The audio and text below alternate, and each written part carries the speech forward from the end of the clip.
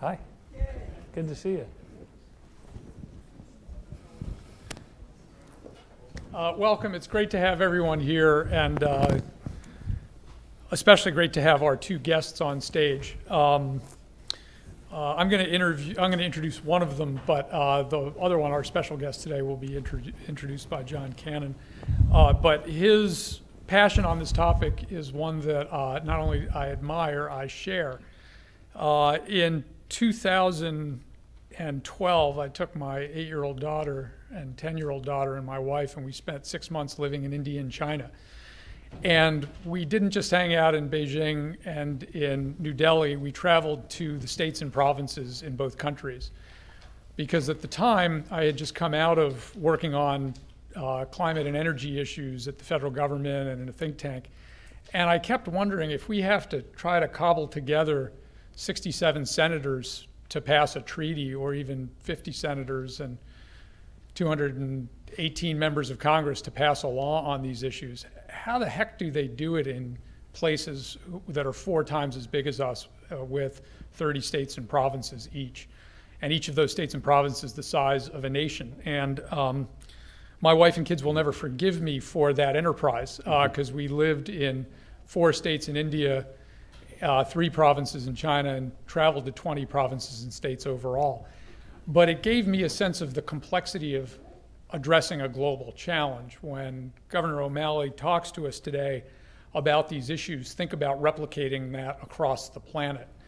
But that challenge is also an opportunity, and it's maybe the most important opportunity for addressing these big global challenges. If you look at some of the great issues and movements that have shaped American politics, often the most important changes came at the state and local level.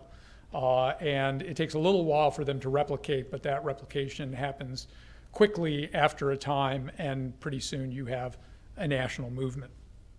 To introduce Governor OMalley is a very special scholar who has unfortunately had to listen to me give that talk at least 4 times. John Cannon teaches environmental law at the law school here, and once a year in teaching his climate change policy class, he would invite me to come talk, and this is before my time at the Miller Center. So at least 3 or 4 of his classes were put to sleep by my talk on the importance of Chengdu in China.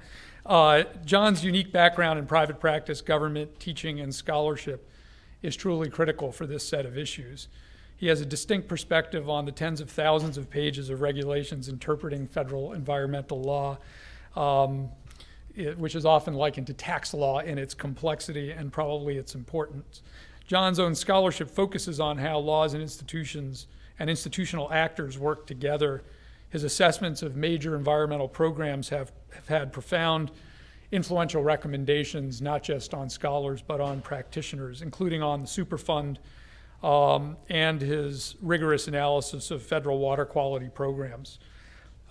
He's worked to address the interplay of environmental law with culture, including his 2015 book, Environment in the Balance, the Green Movement and the Supreme Court, which covers 30 of the most significant Supreme Court environmental cases dating back to the 1970s.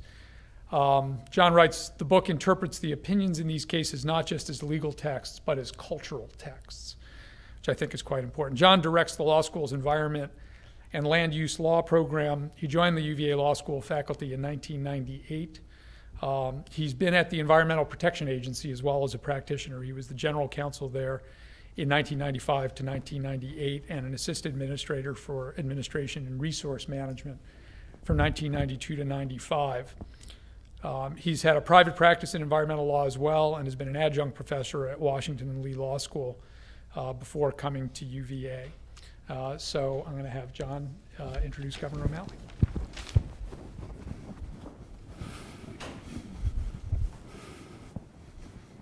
Thank you, Bill. That was more than generous. But we're not here today to consider my resume. We're here to hear from Governor OMalley, and I'm going to briefly give you an introduction, and then we'll get into a presentation by him and some questions and answers after that. So Martin OMalley got started early in politics. He was elected to the Baltimore City Council when he was 28 years old. which is the age of some of my law students. He was already in the middle of it. He was then elected mayor of Baltimore. You'll notice how there's a steady, logical progression in his political experience, which is missing in some other political figures of recent note. So he was elected the mayor of Baltimore in 1999, served for 2 terms. During that time, he won Harvard University's Innovation in American Government Award and was named by Time magazine as one of the 5 top mayors of big cities in the United States. He then seemed inevitable, right? Elected governor of Maryland for 2 terms. And during that time, the Washington Monthly described him as the best manager in government today, a not inconsiderable accolade. During his tenure, and this is by no means exhaustive, but just to give you a sense of his accomplishment, during his 2 terms as governor of Maryland, he had 5 years of Maryland's being recognized as having the best public schools in the country. During his tenure, the state passed the DREAM Act, which provided opportunities for folks to get higher education that wouldn't otherwise have had that opportunity. He signed the Marriage Equality Act into law. He signed the abolition of the death penalty into law.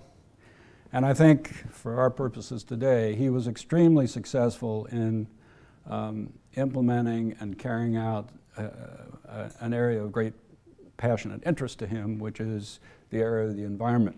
So during his tenure, the state of Maryland's renewable energy generation increased by 41%. This is over an 8-year period during his term as governor. And at that same time, the state was able to drive down its greenhouse gas emissions by almost 10%. He pursued, near and dear to our hearts, we're in the Chesapeake Bay watershed, so is Baltimore and the state of Maryland. Sometimes we don't think of that, but we're part of that system.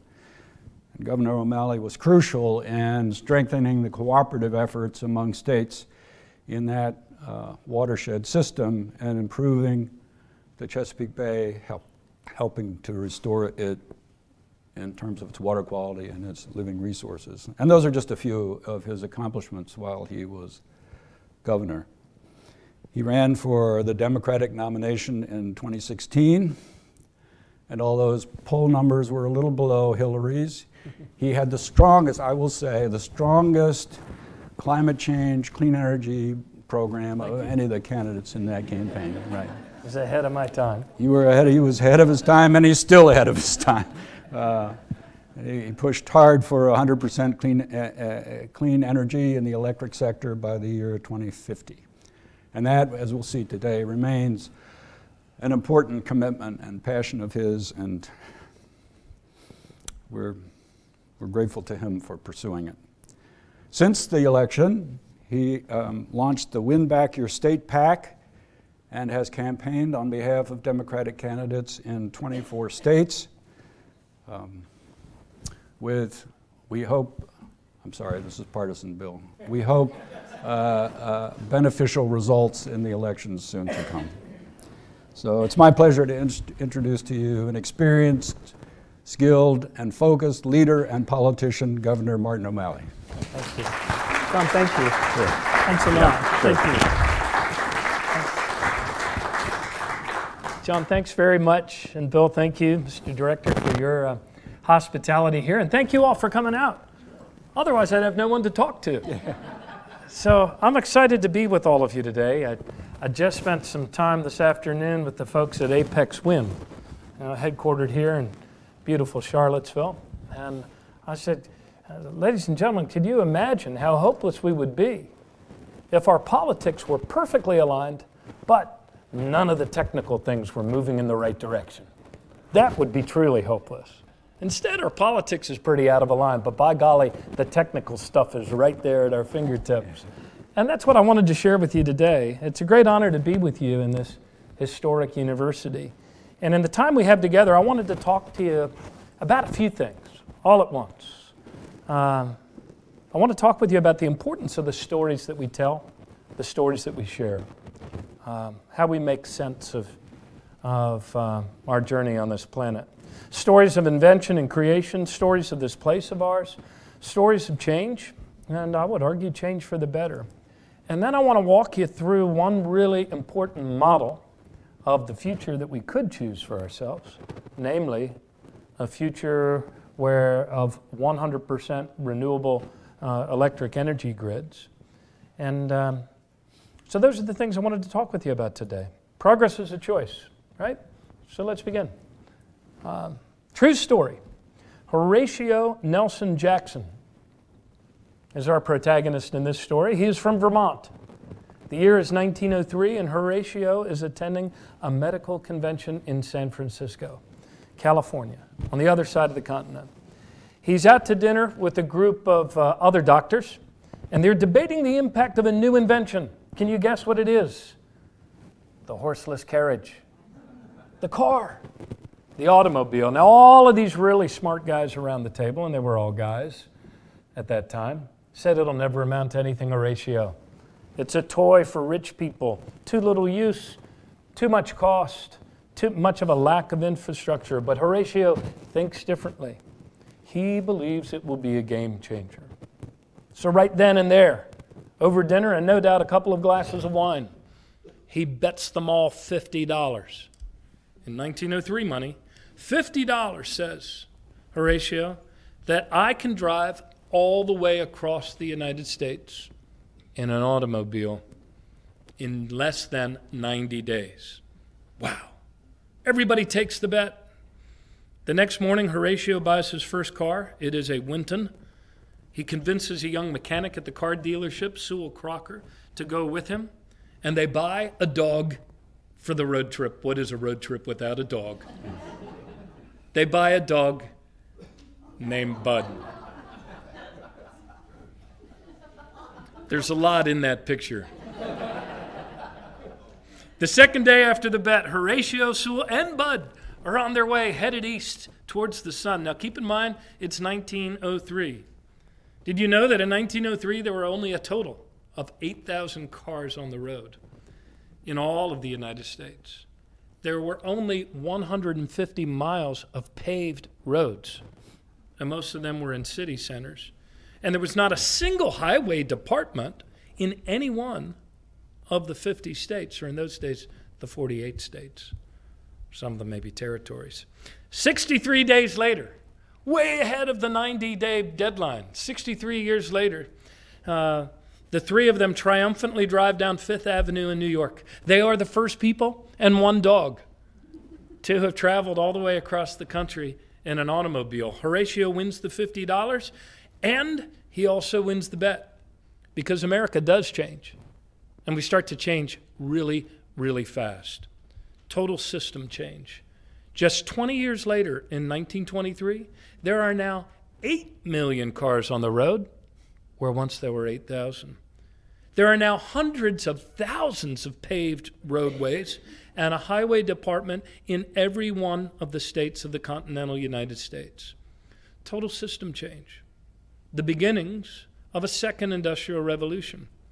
And I would submit to you, my fellow Americans here at the University of Virginia, that America is on the cusp of a third industrial revolution right now. We're in the same place that Horatio was, not a third industrial revolution.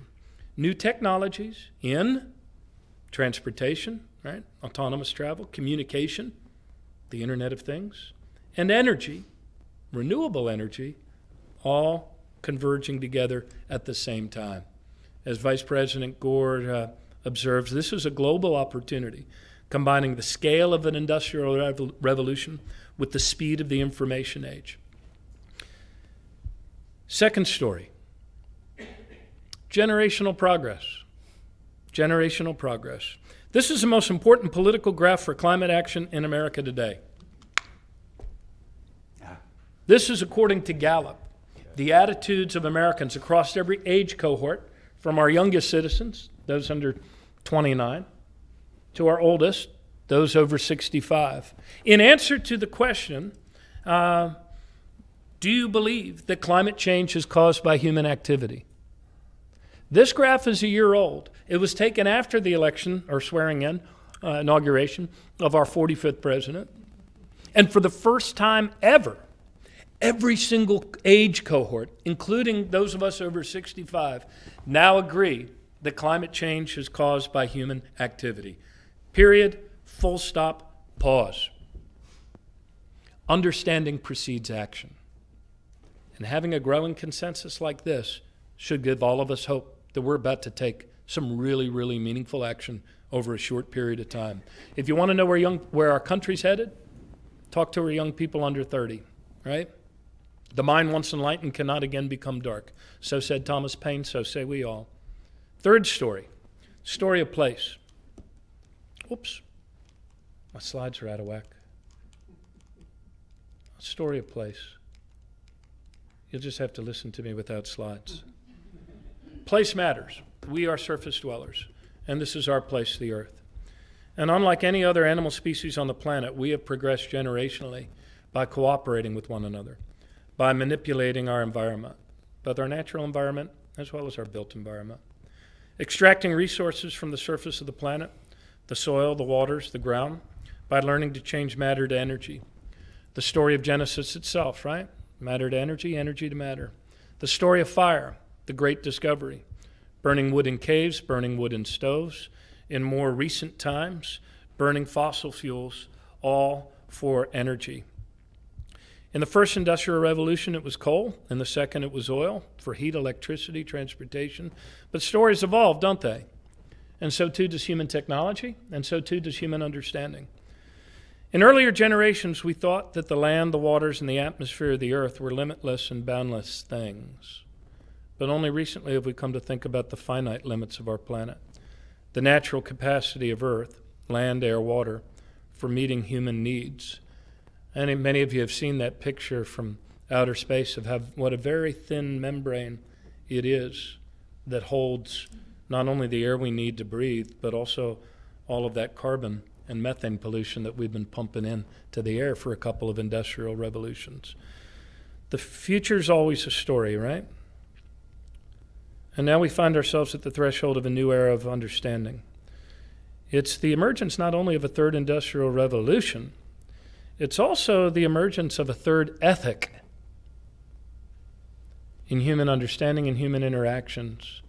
According to Aldo Leopold, the great American conservationist, in Western mind anyway, the Decalogue was the first ethic, the Golden Rule, the second ethic. But now Leopold saw coming, and I think we're right in the middle of it, this dawning of a third human ethic. What he called the ethic of the land, what our children will no doubt call the ethic of the earth. And it's been brought about by three happenings all at the same time. One is the ability to see ourselves from outer space as that tiny blue capsule of life. The second is urbanization. We passed the threshold in 2012. Do you know what it is? It's the first time a majority of human beings have actually lived in cities. Never happened before. So picturing ourselves from the outside, from outer space, urbanization. And the third one is that the collective impact of our fires has actually led to a superheated and thin atmosphere of this planet, so that we are breaking every heat record, every NASA heat record year after year after year, pumping so much carbon and methane into the atmosphere that we're literally melting the ice caps, the natural refrigeration units of our blue space capsule. And the important point of those threads is this. These are all the threads of a new story. And it's not a story of scarcity and planetary disaster. It's rather a story of greater health, greater well-being, greater opportunity, and more job creation. Let me share with you a fourth story, if I may, and it is this. You know, in 2016, I became the first candidate in either major parties seeking their nomination to propose a 100% clean energy grid, that is 100% electricity grid, by 2050. And the difference between a dream and a goal is a deadline. All right? And that goal actually became part of the Democratic Party's platform for the first time in 2016. And in modern times anyway, by which I'll call World War II forward. Once things are in the Democratic Party's platform, they rarely come out until they become reality. The great truth of our times is this: climate change is the greatest business and job creation opportunity that has come to the United States in 100 years. But seizing this opportunity requires intention and follow-through, a larger consensus, a new way of governing. Everything we love is at stake. And just because we have lost leadership in the White House does not mean that we need to lose leadership by Americans. Energy policies are primarily driven by states, which I will come back to. And those energy technologies are changing fast. So too are global energy markets, and a new energy story is emerging. And these trends are much larger, much more powerful, and much more long-lasting than any temporary occupant of our White House. In fact, wait for it, the winning fuels of this new energy future have already been determined. Breaking news. CNN, Fox, MSNBC.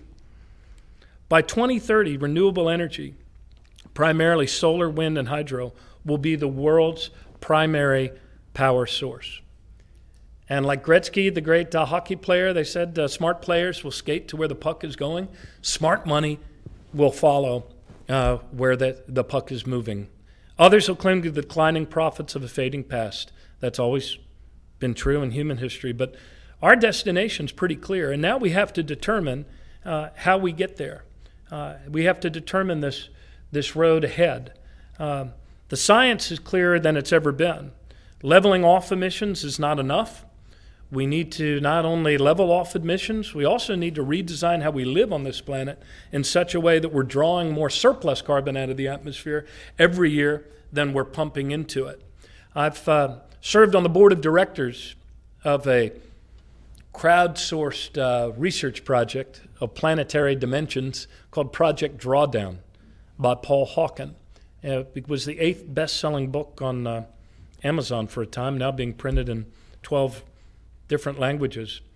But for the next several minutes here, now that I plugged the book, I want to focus on just one piece of that great work, and that is how we move to that 100% renewable energy grid. I mean, our trust, our civic trust, and our ability to get things done through that platform of ours called our national government is so low that even announcing goals with deadlines doesn't cut it, right? We need to be able to show one another that it's possible and also the leading actions required to get there. Joe Rome is one of our nation's leading experts on energy policy. In fact, that's one of his articles. And in a succinct talk in Colorado last year, he said, with the humility that comes from learning and an openness to science, he said, I cannot tell you the timing of everything that is going to happen, but I can tell you what is going to happen. So let's look at a few of those macro trend stories. The stories of solar, wind, electric cars, and the story of battery technology. The stories of what is going to happen because they already are. As this headline says, 2017 showed the global energy revolution is unstoppable. Get this. Building and running new renewable energy, by which I mean solar and wind, is now cheaper, less expensive, than running old coal and nuclear plants today. Not in some far-off distant future, today. So that's the first story, the solar story. The price of solar has been reduced by 80% in the last 10 years. 80%. And what's great about that is that the sun has yet to ever send us a single bill, right? David Roberts of Vox reports, many forecasts stubbornly keep favoring nuclear and carbon capture and sequester, while the real world stubbornly favors solar. Actual performance shows solar wildly outperforming most other predictive model runs, eventually providing 30 to 50% of global electricity in the decades ahead. Even with our patchwork of state energy policies, more and more utility-scale solar projects are being built all across our country right now. And here's the story on wind. After dropping 65% between 2009 and today, wind power could drop another 50% by 2030. And that would make wind competitive with natural gas almost everywhere in America without subsidies. But you ask, what about variability? Sometimes the wind doesn't blow. Sometimes the sun doesn't shine.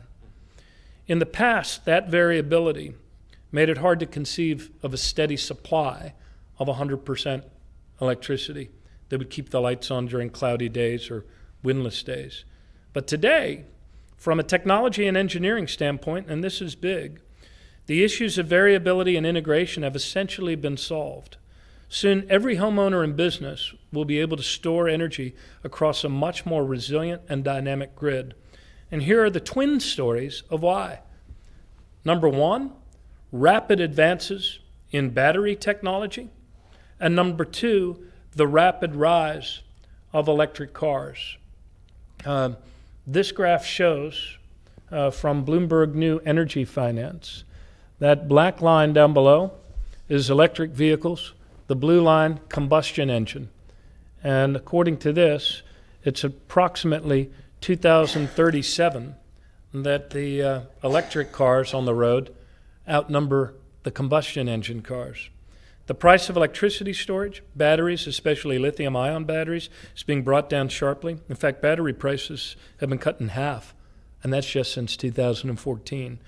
And with advances in the battery technologies come the rise of electric cars. The rising production and declining cost now means within 10 years there should be no need for gasoline in the urban drive cycle. Think about that. And soon, second-use batteries from cars are going to become a big new market for storage of solar power generated by homeowners, the newly called prosumers. And finally, on macro trends, it would appear that the bridge fuel to the zero emissions future is not so much natural gas, as many of us thought even 8 years ago. We were told natural gas, its abundance, and Marcellus and all of that. No, the bridge fuel is actually clean technology and green building innovations. One of those innovations, LED light bulbs, were an expensive 1% of the market just a few years ago. With a 90% reduction now in price, they will soon be an affordable 100% of the market in the very near future, by which I mean the next 10 years. And all of this means, come on, click for me, baby. All of this means not only that electricity demand in the United States over the last decade has been essentially flat, but it's going to stay flat, even with population growth, due to those green building technologies, smart appliances, rooftop solar, LED lighting, and other innovations too numerous to mention, and probably many that we have yet to imagine. So what do all of these cost, technology, and adoption trends mean? It means that according to Bloomberg New Energy Finance, coal and gas will begin their terminal decline within less than a decade. Oil begins its terminal decline by 2030, and soon renewable energy will dominate our energy mix. According to Bloomberg, just given current market trends, just the trends now, by 2040, solar and wind will make up nearly half of all installed capacity.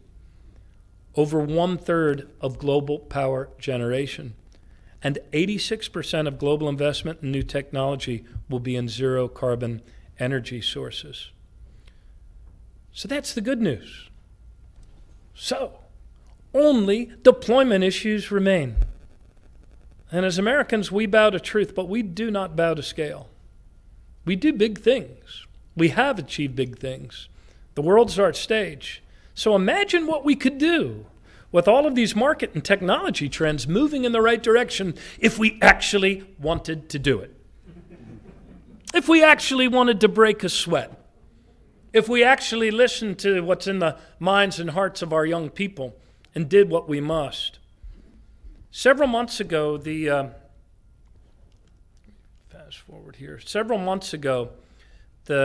Lappeenranta University of Technology in Finland on behalf of the Energy Watch Group, simulated a global transition to 100% renewable energy in the power sector by 2050. And they use computer modeling to do this. It's the only model so far created that runs at full hourly resolution on a global to local scale. Real weather data was used for solar, wind, and hydro sources. And global models are fun, yes, but the local models are what we learn a little more from. So let's look at this latest model. And it is in keeping with models before it, including one by your own renewable energy lab out in Golden, Colorado, where I was a couple of days ago. God bless them, they keep managing to dodge the budget acts in these times. Let's look at what this latest model says about the art of the possible. The United States of America, with its vast land area from sea to shining sea, has an abundance of solar and wind, for that matter. The key takeaways, I may come back to that. Has an abundance of solar and wind resources. Offshore wind potential is particularly strong right along where the population centers are, on our east coast and west coast. By God, our forefathers knew what they were doing by living there, huh? Onshore wind potential is strongest on the Central Plains, and the solar intensity is greatest across the south, and particularly the southwest, but it's pretty decent everywhere. This is what our current energy mix looks like. A little color orientation here. Coal is in black here on this graph. Gas is in gray. Nuclear is that magenta pinkish color from where you sit. But all of this is about to change. By 2015, 2020, 2025, significant new capacities of wind energy and solar PV are installed by 2025. That yellow sliver in 2015 becomes that much more visible chunk by 2020. By 2030, renewables have replaced fossil fuels. Book your ticket now. This train carries saints and sinners. By 2035, sustainable biomass, concentrated solar power, and other renewable resources will provide energy security in our evolving energy system as wind and solar continue to grow. There's 2040. There's 2045. Solar PV and wind will increasingly drive most of the future system. Nuclear and natural gas greatly decline over time as percentage of base load. By 2050, the supply of solar PV will have steadily increased from its current 1% in 2015 to 54% as it becomes the lowest cost energy source. And this is battery technology. Batteries become the most important supporting technology for solar PV, and particularly for solar PV prosumers, small businesses, schools, homeowners, tens of millions of property owners who will increasingly be producing their own energy and sell their excess back to a grid where not only is usage distributed, but generation is distributed. And get this, the levelized cost of energy for the system actually declines. That's right, declines from $79 a megawatt hour in 2015 to $64 a megawatt hour by 2050, including all generation, storage, curtailment, and parts of the new grid costs. That graph's in euros, by the way. After an initial increase in investment, the annual capital requirements actually decline after 2025. And while that LUT model does not include offshore wind, other models do. And this is the progression from GovX. The little green dots represent land-based wind now. The blue represents offshore. It's by 2010. 2013, 2020, 2030, 2050. It's an outbreak of the best kind. And in addition to being more efficient and less costly than our current fossil fuel-based system of electricity production, the United States of America reaches 100% renewable energy grid with zero GHG emissions by 2050 from that grid. So will all of this alone save the story of humanity on this planet? No, it won't, but it will give us a fighting chance. But doing this and taking other actions, reducing food waste, protecting forests and indigenous people, educating girls, all of those things in Project Drawdown, yes, that will not only save our story on the earth, it'll make it a much healthier and more prosperous and more secure story for generations to come. I mentioned way back in 2012, our own U.S. Renewable Energy Lab in Golden, Colorado, created an 80% model. Other models have shown what the build-out for renewables could look like, and shows, I can't do it in this PowerPoint, but if you suffer from insomnia, you can see the kind of pulsating graph that they have that adjusts for the dynamism and the shifts and not only demand and usage, but where the wind's blowing and where the sun's shining. Heck, if you get the nice guys at Apex to give you a tour of their big board down there, they can show you how they manage that dynamism across all of those assets. So, look, the bottom line is this. This is no longer a question of technical feasibility. It's a question of choice. And progress is a choice. So the policy choices seem to me to be pretty stark and pretty clear. You see a lot of states moving in these directions, and I wanted to focus on that for these next few minutes. And the choices basically are to, number one, realign utility profit incentives, and this is something that states have the power to do, away from energy consumption. How much more can we consume? How much more can we burn? And instead, allow utilities to be profitable based on the management of a more dynamic grid, right?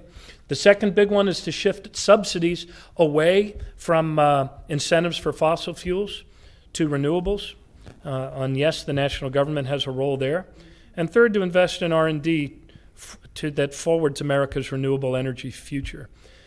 In our country, one very hopeful political truth. Bill talked about our resilience as a nation, the fact that states can move forward even when things appear to be gridlocked or gone pear-shaped at the national level. And the good news for us is this. In our country, it is states and cities that drive energy policy, not the White House. I mean, we're all proud of, many of us were proud of the Paris Accords and President Obama signing on to those and leading that.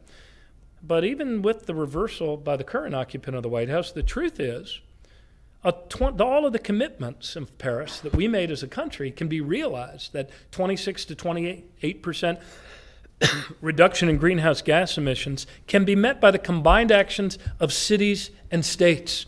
And a lot of the cities and states, seeing the urgent need, are actually doing more than they had planned to do when they had a White House that was actually in accord with their own policy alignment. What are those actions? Well, one of them is actually setting greenhouse gas emission targets. Today, 19 states have now adopted greenhouse gas reduction targets.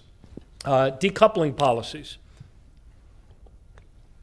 That is, moving the utility profit incentive from increased consumption to the maintenance of a grid. 20 states have already done that. 26 states have now adopted mandatory renewable energy portfolio standards, and many of them are raising them. It's hard to keep track of the moving target, but the good news is it's all moving forward and not back. In my own state, I think after I left, our legislature raised ours from 20 to 25%, and when it was vetoed by our Republican governor, they passed it and put it in place over his veto.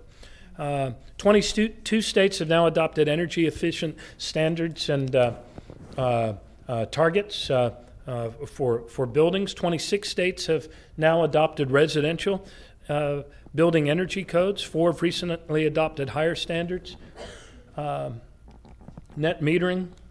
41 states have now adopted net metering so homeowners can sell back into the grid. And cities and states across the United States are, cities and states across the United States are now passing legislation, creating ordinances to honor the Paris Agreement's carbon reductions. You've read about many cities declaring 100% renewable energy goals. Hawaii has said that they are going to become the first state in the United States to reach 100%. So Look, the bottom line is this. We have this year 36 states that are holding elections for state legislature and state governors. And many of these men and women are also promising to move their states to 100% renewable energy. Phil Murphy, who was elected in New Jersey last year after Chris Christie reversed a lot of policies, he ran on a platform to move New Jersey to 100% renewable by 2050. There are 5 governors now: Jared Polis in Colorado, Kate Brown in Oregon, James Smith in South Carolina, Gretchen Whitmer in Michigan. All of those candidates, and one more whose name escapes me, have all committed to 100% renewable energy policy. And one day, perhaps sooner rather than later, America is going to elect a president who embraces the challenge of climate change for the opportunity that it presents to us to create more jobs and greater opportunities. Most of the things that the current occupant has undone, the new president can put back in place. Darkness makes a great canvas. So let's look forward, shall we? Very soon, we will have a new president who actually campaigns on climate being the great business and job creation opportunity it is. And on day one, that new president will sign an executive order declaring a full transition to renewable energy as the #1 economic and national security priority of the United States.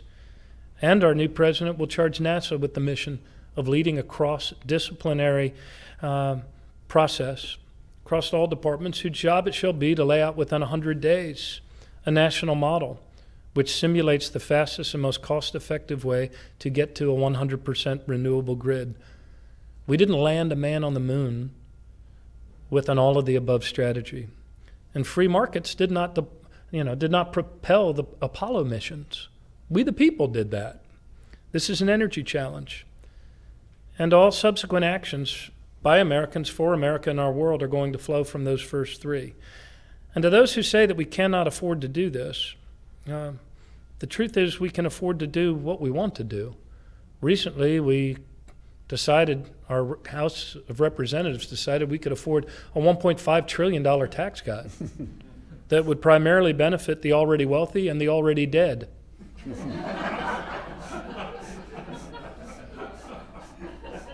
Get this, tripling development for America's clean energy future would amount to a mere 12% of that $1.5 trillion. Fully funding EPA and a new Clean Energy Jobs Corps would be a mere 8% of that $1.5 trillion. And for $10 billion a year, a whole range of national clean grid transmission projects could be built, including linking up offshore wind resources to where the people live on the coast. So given the reality of climate change, we can't afford not to. Conclusion. As Americans, we act in the present, not because we fear death, but because we believe in a better future. And if we look at climate change as something that is happening to us, we become victims. But if instead we choose to look at climate change as something that is happening for us, then we become masters of our own future.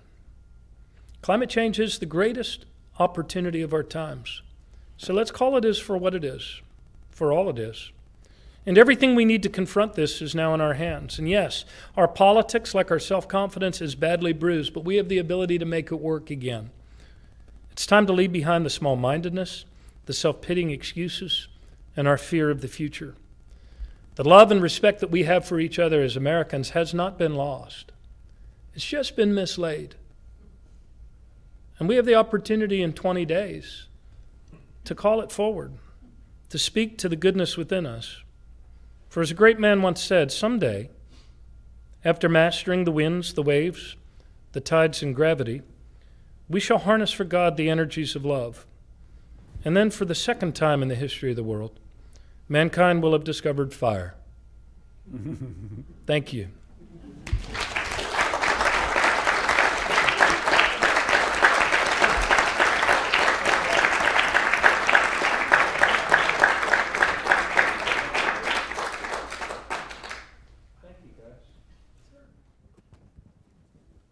Did I turn it off? No, but I think the wires are.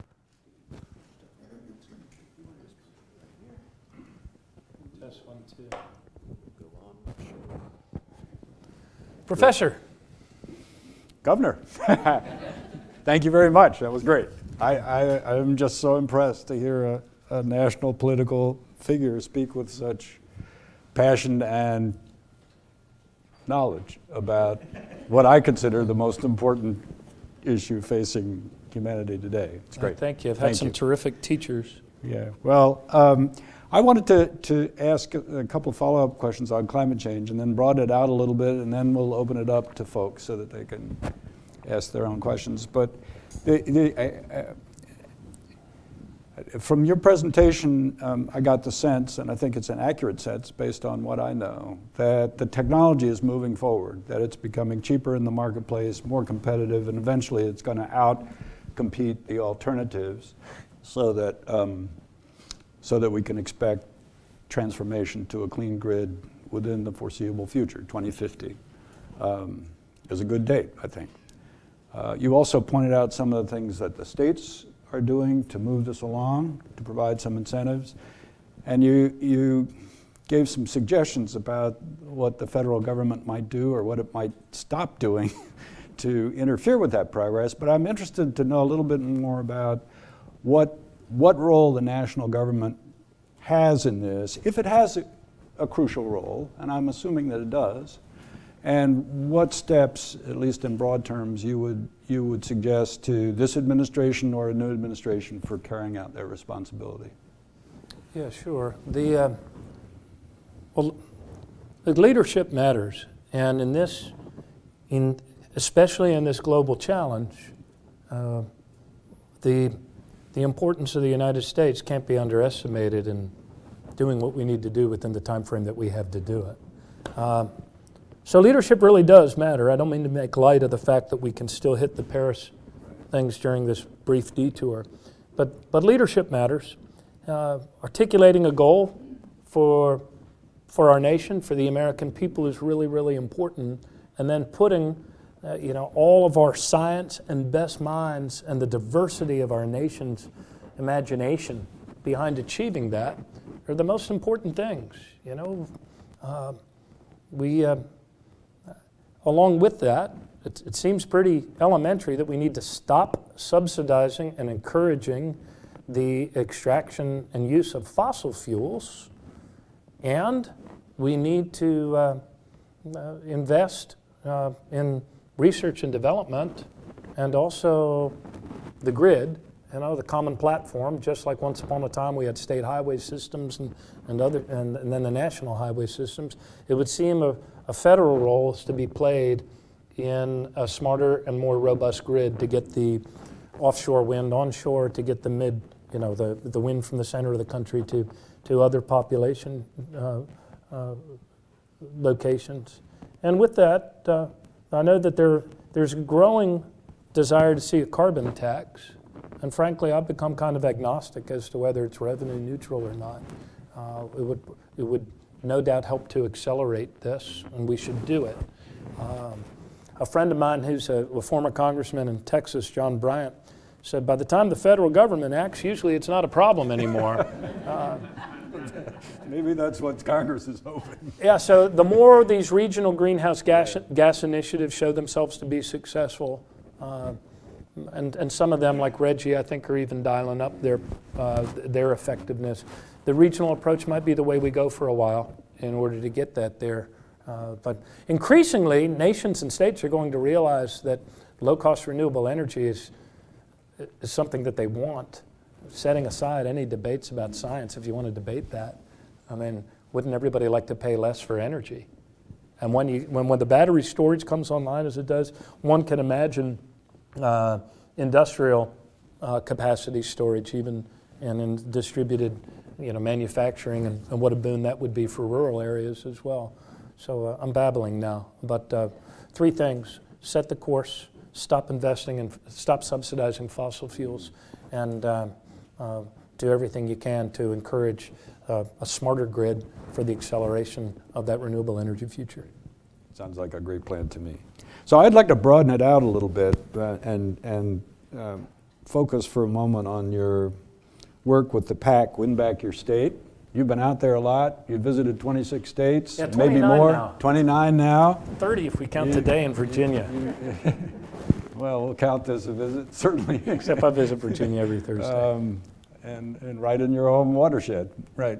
So I'm interested to know what you're hearing out there. I mean, you're meeting a lot of people, talking to a lot of different cities and towns. It's a tumultuous time in this country in a lot of ways. What are you hearing, and what are the takeaway points you're bringing back? Yeah, I feel like the Johnny Appleseed of Democratic politics. You know. Wherever 2 or more people were gathered for a special election, I would go. So I have visited 29 states. I've campaigned for north of 100 candidates. And I'm going to speak as a Democrat here. Say what we will about Donald Trump, he has been the best candidate recruitment tool my party has ever had. We have so many people running all across the ballot for local offices, state senate, state house, and they're winning. And they're moving the strike zone about 12 to 16 points everywhere beyond what our nominee won in that particular district, wherever it is. So sometimes afterwards when I tell them I think you're going to win by 13 points, they call me the next day, wow, how'd you know? We had no polling, it was 13 points. Well, all I did was I stapled 12 points onto whatever Hillary did in that district. And so that's happening. Here's the things they're hearing at the doors, because I always ask, you know, what are you hearing, what are you saying? What they're hearing is a heightened level of anxiety still, even with unemployment very low, heightened level of economic anxiety, especially about our children's future. A lot of families working 3 jobs to make ends meet. They're working harder and falling further behind. And people are very concerned that their kids will not have the opportunities that they were given by their own parents in their own strong country. It expresses itself in concerns about the rising cost of college, rising cost of health care, rising cost of housing and other things, but it's really an economic anxiety about this fast-changing future.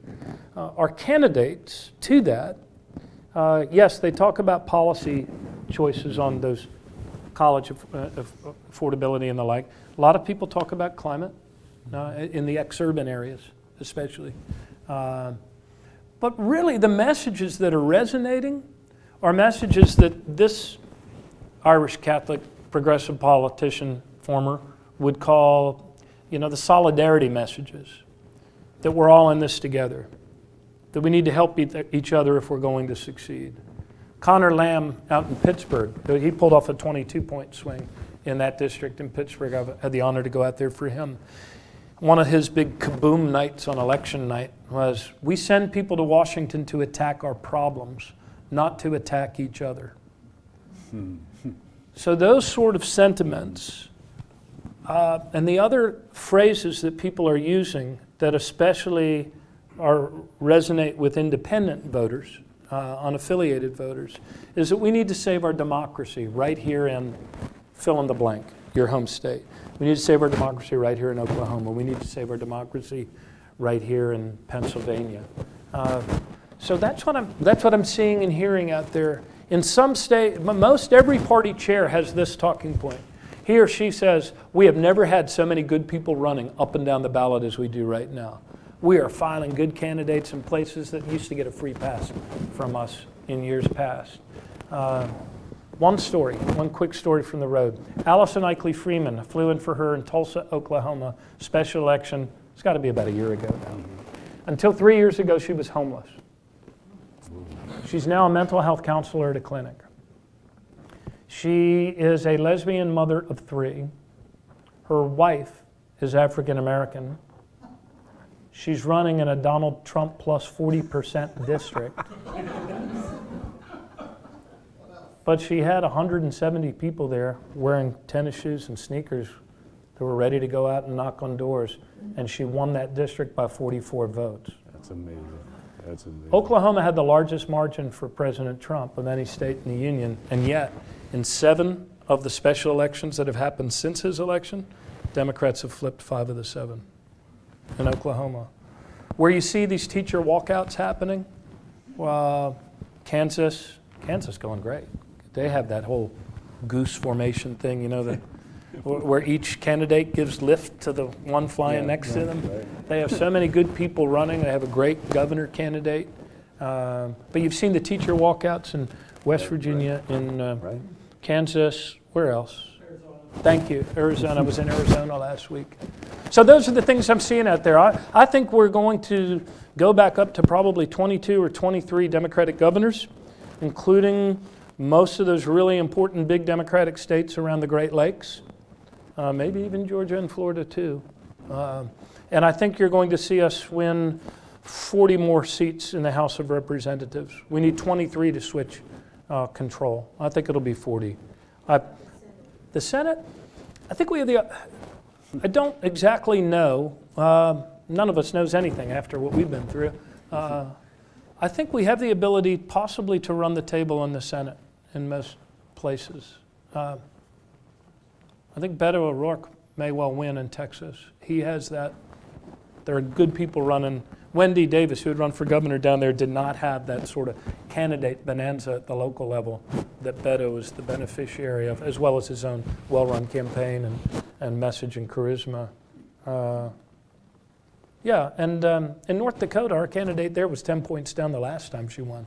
They say she's 10 points down now, but I think we hold our own in the Senate, but I think we win back the House, and I think we go up to a lot more Democratic governors, which is really, really important because the governors we elect this year do the redistricting in 2 years, and that will determine the House for the next 10. All right, well, I'm going to indulge myself with one last question before I turn it to the audience. And you probably guessed this was coming. Are you going to be a candidate for the nomination of the Democratic Party in 2020? I thought you were going to ask me if I was the guy in the wire. No, I'm skipping that. Yeah, I'm keeping an open heart and an open mind to that. I know the clock's ticking and I need to make a decision. A part of me would very much like to do it again. My last experience was the most frustrating experience of my life. And there are aspects about doing it again that intimidate me not at all, like perhaps it might have the first time, especially on subject matter grasp and the like. And then there are other aspects like raising the money that are as confounding now, if not more so in some ways than they were before. So I'm keeping an open heart and an open mind, and in the meantime doing all I can to help other people. I learn in that process as to whether or not I'm able to put together a second run, and at the same time it's, what do they call it, an a priori good. It is a good without need of reference because I've been able to help a lot of good people get our country healed and back on track. Great. All right, questions from folks. We have a traveling mic, so raise your hand and you'll get a mic and we can all hear you. Thank you. As you indicated, there's unanticipated consequences of innovation. We had cars without a roadway system extensive. So I wonder if you could comment on the impact of more renewable energy sources on the security of our grid. Yeah, on grid security.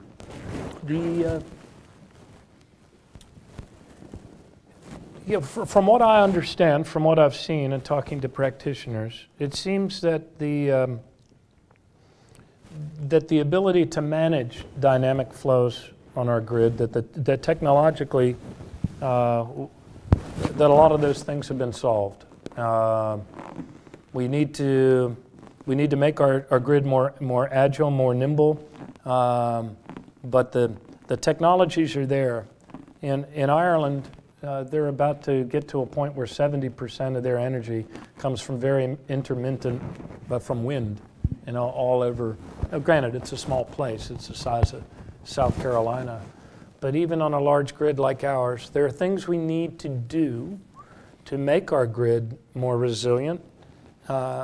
Making it more distributed would make it more resilient. I was with the mayor of Pittsburgh, Mayor Bill Peduto, the other day, and he has served as that convening leader in Pittsburgh to push the utility companies and the state to creating microgrids within Pittsburgh so that some of the larger institutions can, that have the capacity to go to more renewable production can also be able to sell it at times to the neighbors in that immediate area. So I believe that this move will make us more secure and more resilient.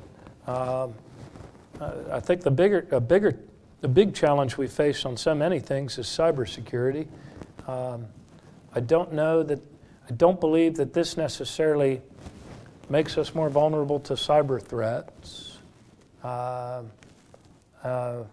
cyber threats are very real. They're very real today in the energy sector.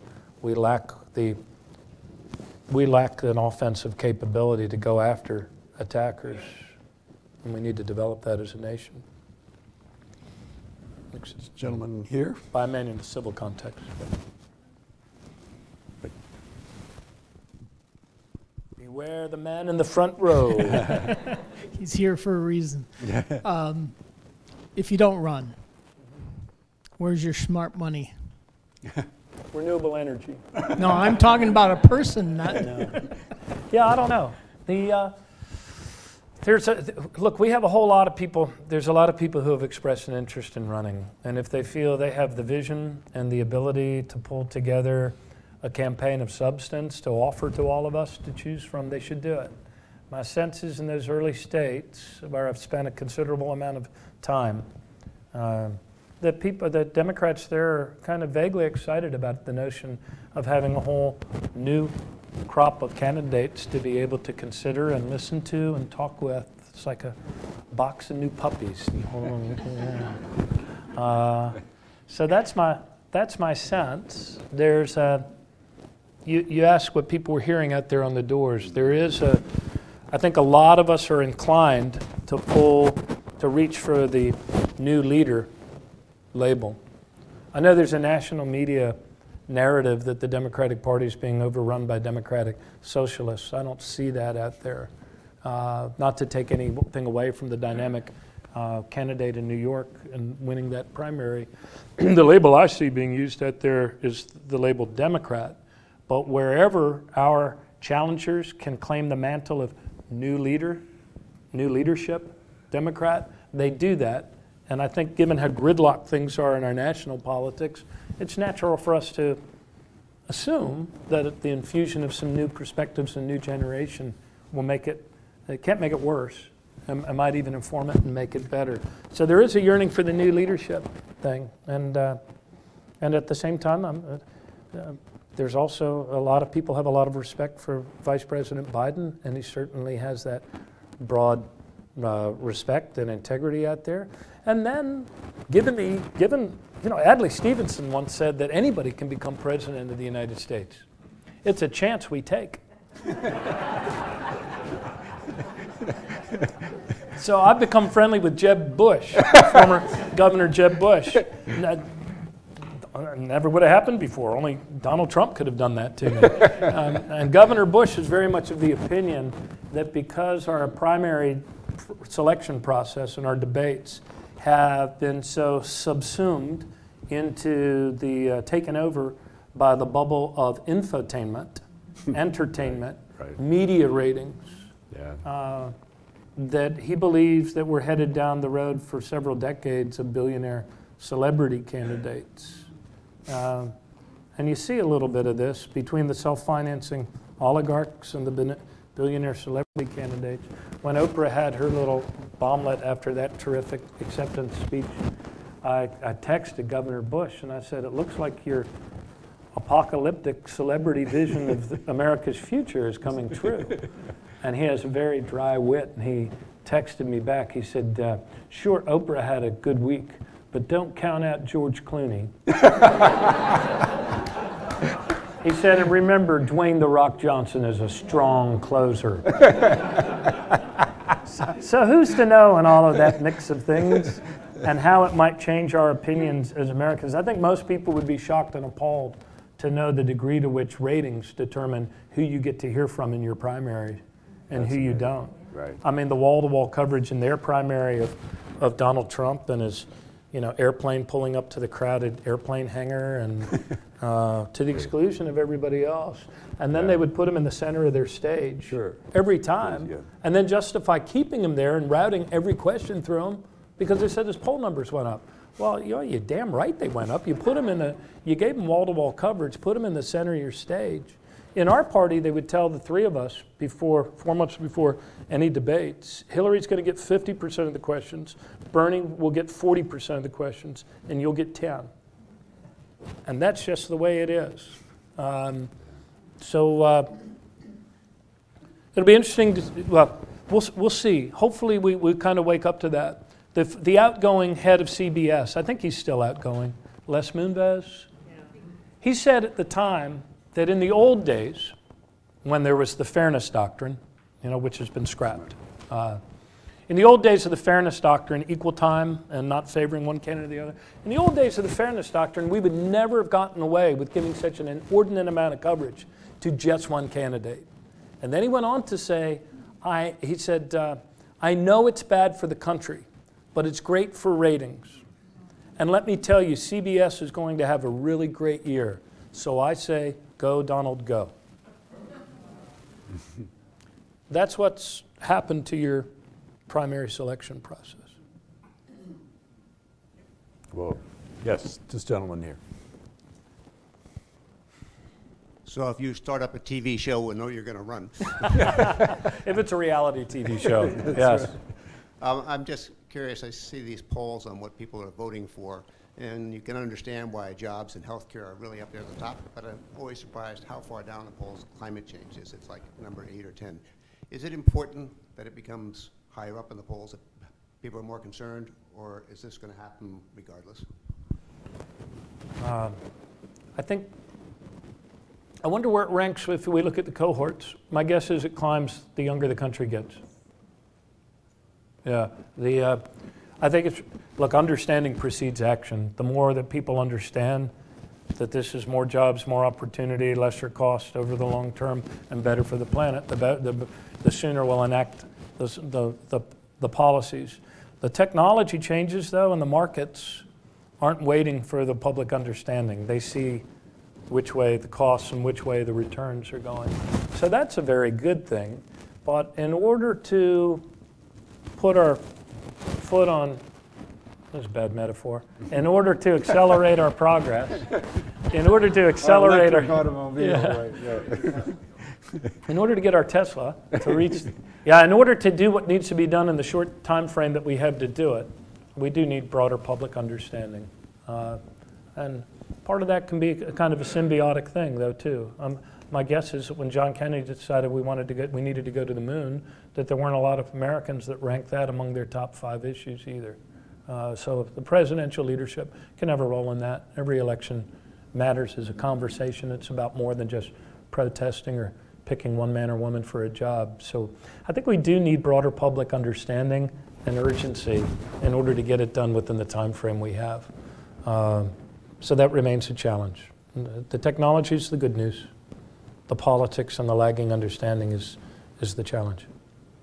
I think we have time for one more question. Right back there. Thank you for what you said so far. I wanted to ask you, you had described a number of initiatives on the domestic front with regard to addressing global warming and promoting renewable energy. What would you imagine doing on the global stage, you might say? We've pulled back from Paris, but Paris is not the be-all and end-all either. If one wanted to go beyond that, what would a new chief executive be promoting internationally to get this done while we have the time? Yeah,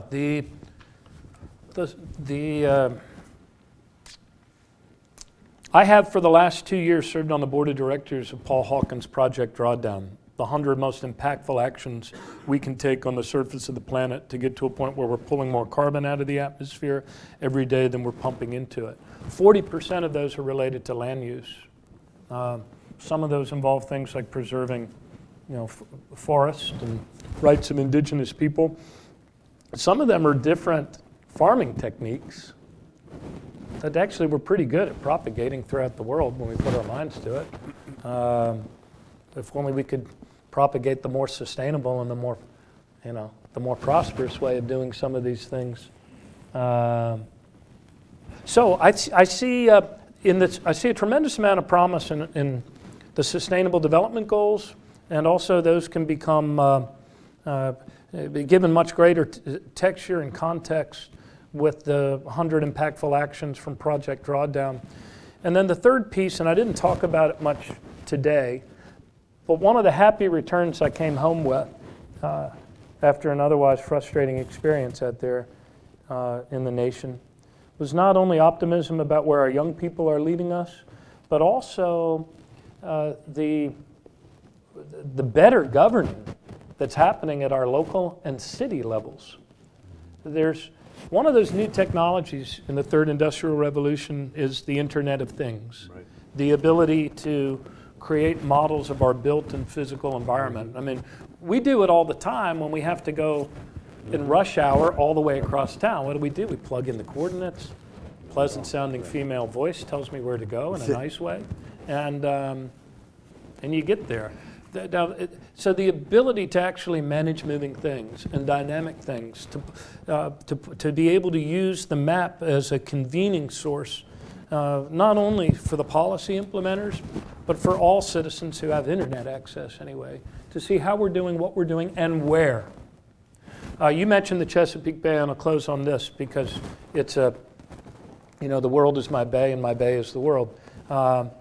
We had governors in gray suits, all of them men, who would get together during their own short times in office, and they would always declare together a passionate 40-year hope that the bay would improve in health. Right. Yeah.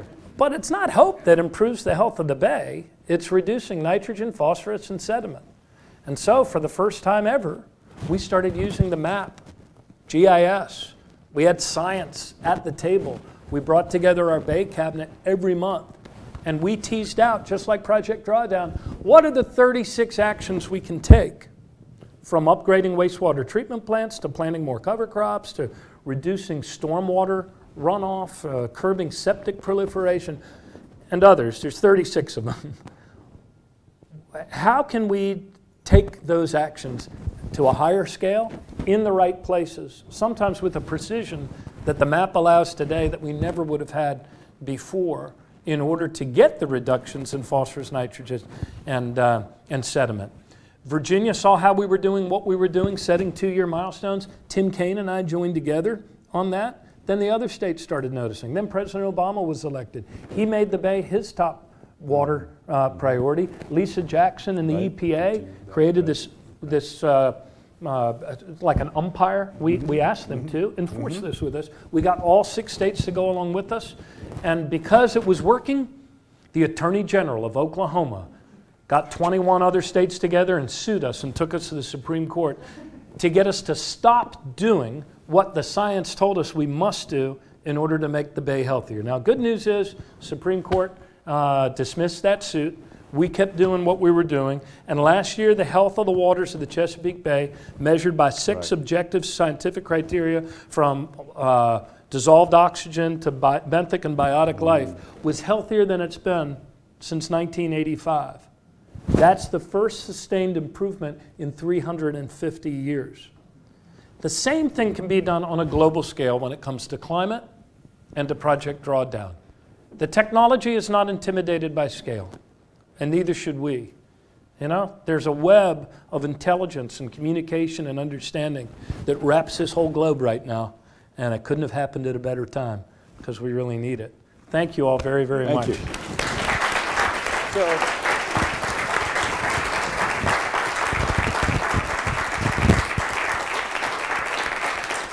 Thank you. Appreciate it. Great.